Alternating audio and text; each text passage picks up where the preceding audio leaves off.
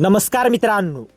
तर महिला आणि मुलींना रोजगाराची संधी उपलब्ध करून देण्यासाठी महाराष्ट्र शासनाच्या महिला व बाल विकास विभागामार्फत राबविण्यात येणाऱ्या पिंक ई रिक्षा योजनेबाबत एक महत्त्वाचा शासन निर्णय 31 जुलै 2026 रोजी जारी करण्यात आला आहे.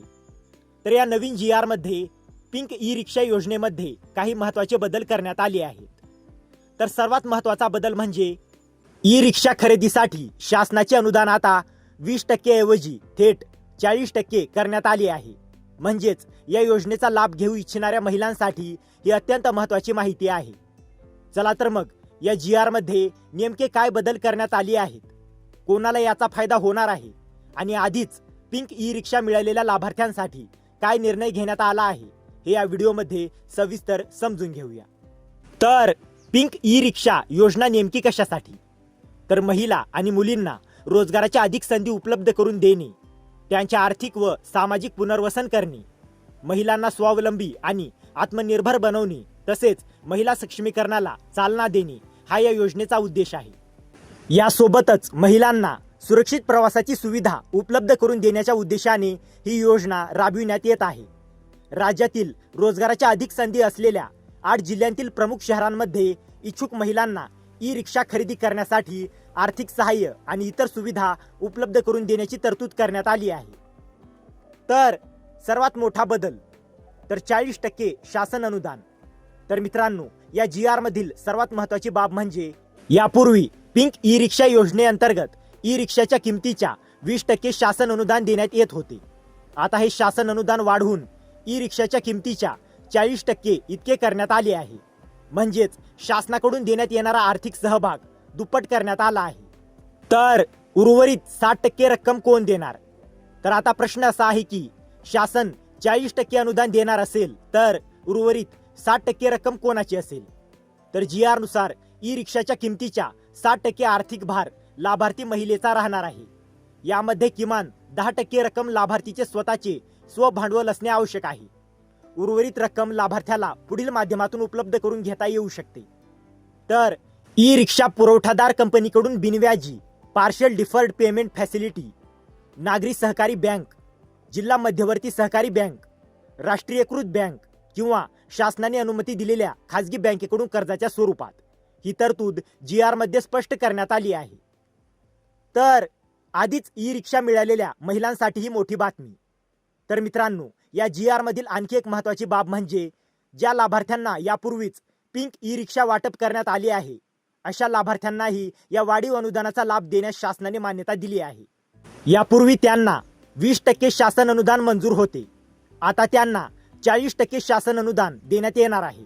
म्हणजेच आधीच्या लाभार्थ्यांसाठी उर्वरित 20% शासन अनुदानाची रक्कम उपलब्ध करून देण्याचा निर्णय घेण्यात आला आहे. ही अतिरिक्त रक्कम ई रिक्षा खरेदीसाठी घेतलेल्या कर्जाची परतफेड करण्यासाठी देण्यात यावी असे GR मध्ये नमूद आहे. तर लाभार्थ्यांची संख्या देखील बदलली. तर आता आणखी एक महत्त्वाचा बदल पाहूया.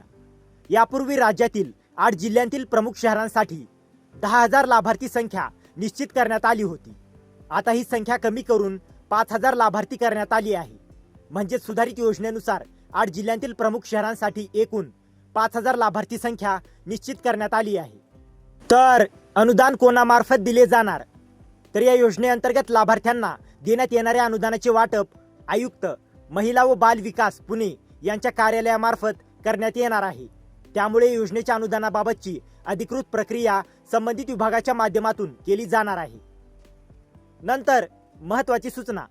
तर मित्रांनो, या GR मध्ये योजनेच्या अंमलबजावणीमध्ये काही अडचणी आल्यास योजनेच्या कार्यपद्धतीमध्ये बदल करण्याचे अधिकार महिला व बाल विकास मंत्री यांना राहतील असेही नमूद करण्यात आले आहे. त्यामुळे प्रत्यक्ष अर्ज प्रक्रिया, पात्रता, कागदपत्रे, जिल्हानिहाय अंमलबजावणी किंवा इतर नियमांमध्ये पुढे काही बदल किंवा सूचना आल्यास त्या अधिकृत विभागीय माहितीनुसार पाहणे महत्त्वाचे आहे.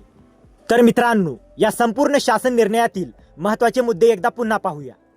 तर पिंक ई रिक्षा योजनेतील शासन अनुदान 20% वरून 40%, ई रिक्षाच्या किमतीच्या 60% आर्थिक भार लाभार्थ्याचा, त्यातील किमान 10% स्वभांडवल, उर्वरित रक्कम कर्ज किंवा बिनव्याजी पार्शल डिफर्ड पेमेंट फॅसिलिटीद्वारे उपलब्ध होऊ शकते. यापूर्वी ई रिक्षा मिळालेल्या लाभार्थ्यांनाही अतिरिक्त 20% शासन अनुदान. आधीच्या लाभार्थ्यांसाठी ही अतिरिक्त रक्कम ई रिक्षा खरेदीसाठी घेतलेल्या कर्जाची परतफेड करण्यासाठी देण्यात येणार. आणि 8 जिल्ह्यांतील प्रमुख शहरांसाठी लाभार्थी संख्या 10,000 वरून 5,000. तर मित्रांनो, पिंक ई रिक्षा योजनेमध्ये 31 जुलै 2026 रोजी झालेल्या या महत्त्वाच्या बदलामुळे शासनाचे अनुदान 20% वरून 40% झाले आहे. विशेष म्हणजे यापूर्वी पिंक ई रिक्षा मिळालेल्या लाभार्थ्यांनाही अतिरिक्त 20% अनुदानाचा लाभ देण्यास मान्यता देण्यात आली आहे. तर मित्रांनो, जर तुम्हाला या GR ची PDF हवी असेल तर डिस्क्रिप्शनमध्ये आपल्या टेलिग्राम चॅनेलची लिंक दिलेली आहे. तिथे जाऊन तुम्ही या GR ची PDF घेऊ शकता. आणि हा व्हिडिओ उपयुक्त वाटला असेल तर व्हिडिओला लाईक करा, शेअर करा आणि अशाच महत्त्वाच्या GR अपडेटसाठी आपल्या चॅनलला सबस्क्राईब करा. तर मित्रांनो, भेटूया अशाच एका महत्त्वाच्या पुढच्या व्हिडिओमध्ये. जय हिंद, जय महाराष्ट्र.